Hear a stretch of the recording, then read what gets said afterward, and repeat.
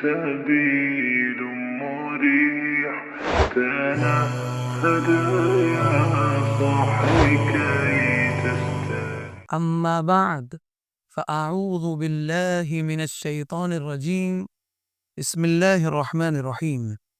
الذي خلق الموت والحياة ليبلوكم أيكم أحسن عملا وهو العزيز الغفور.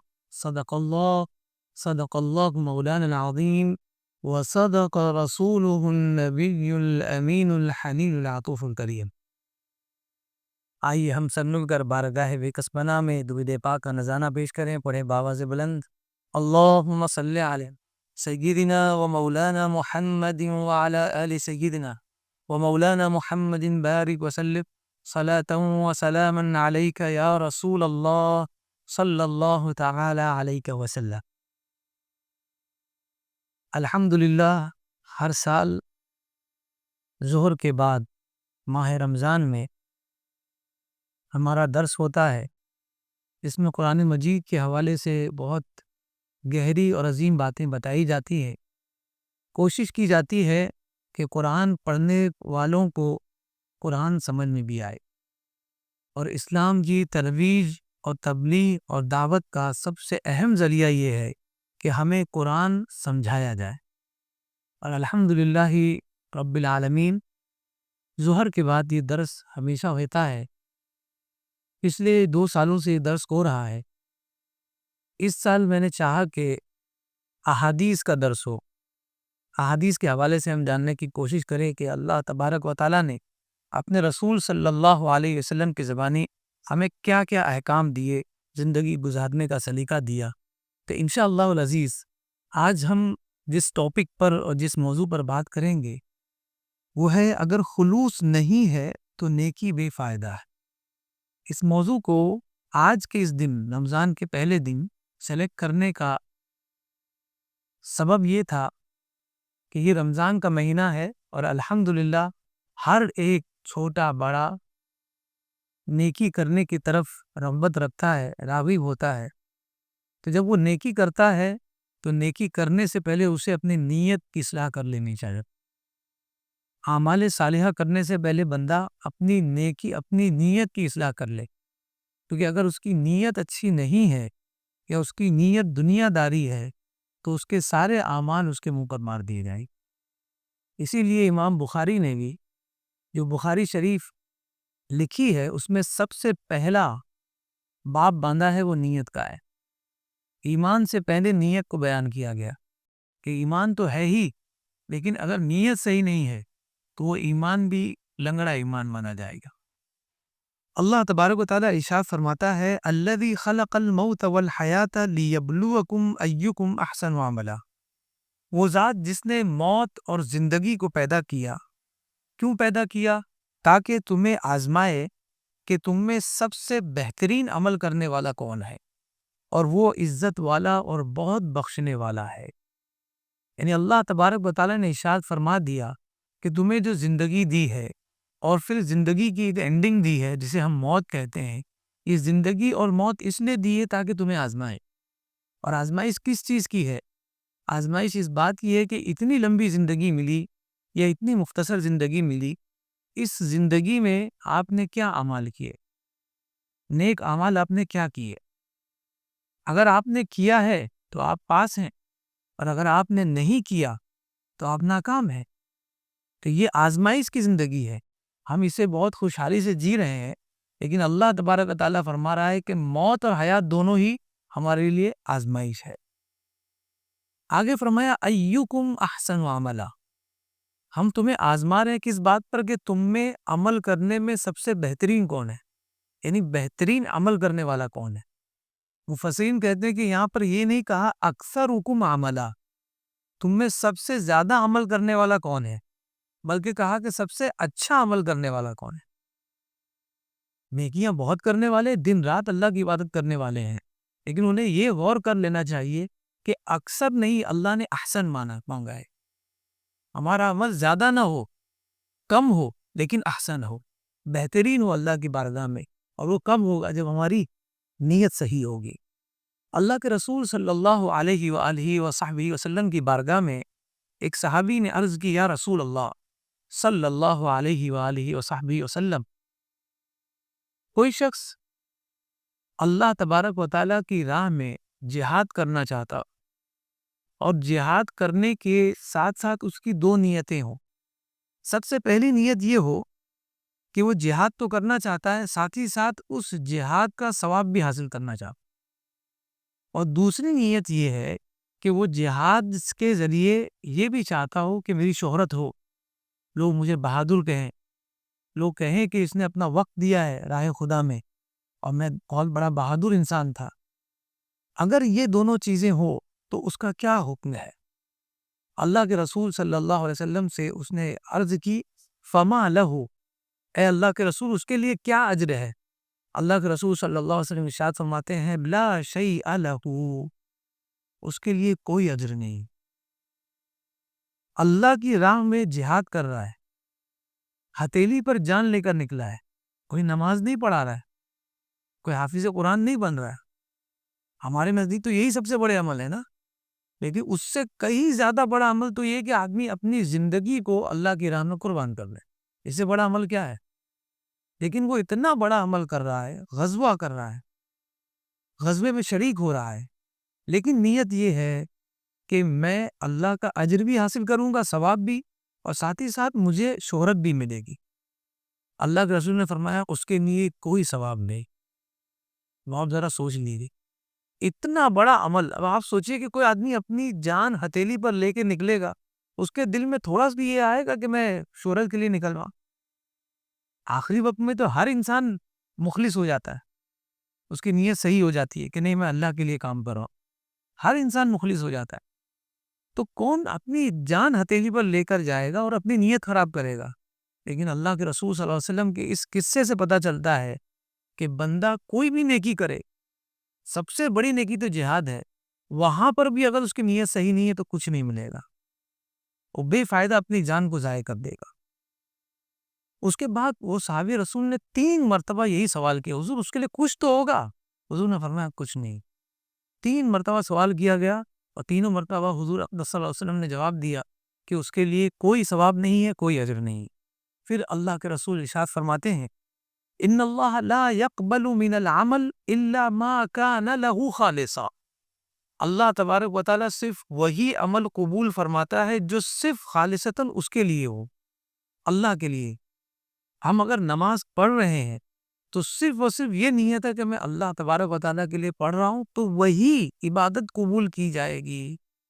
آپ کثرت میں مت جائیے کہ میں نے اتنی عبادت کر لی، اور کسی کے پاس بیٹھے تو بتائے کہ کمر دکھ رہی ہے، تب وہ پوچھے تو آپ بتائیں اپنی فضیلت کہ میں نے آج بہت رکعتیں پڑھی، بہت نمازیں پڑھی۔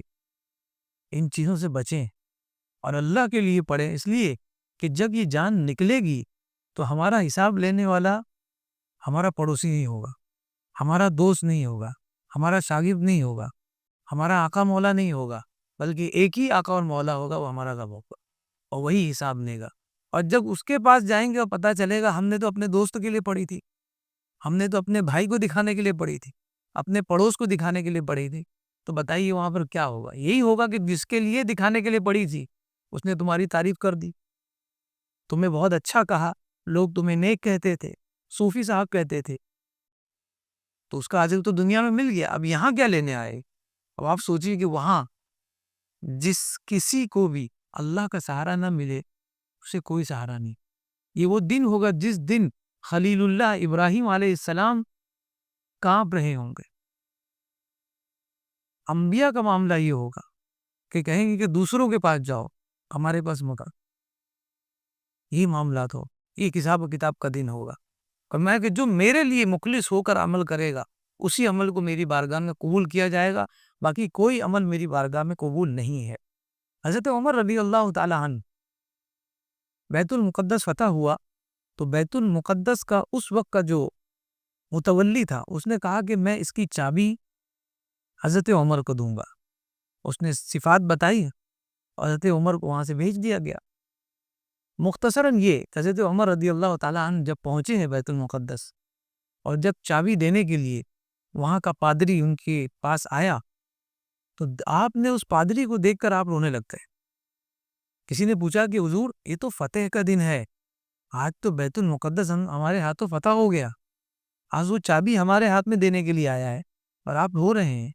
آپ نے کہا کہ میں اس پادری کو دیکھ رہا ہوں، اس کی عمر دیکھو کتنی ہو گئی، بوڑھا ہو گیا، پلکوں اور بھووں کے بال سفید ہو گئے، اس نے دنیا کو چھوڑ دیا ہے۔ کس کے لیے؟ کہ یہ کہتا ہے کہ میں نیکی کر رہا ہوں، یہ اللہ کی عبادت میں لگا ہوا ہے، دنیا کو چھوڑ دیا ہے اس نے۔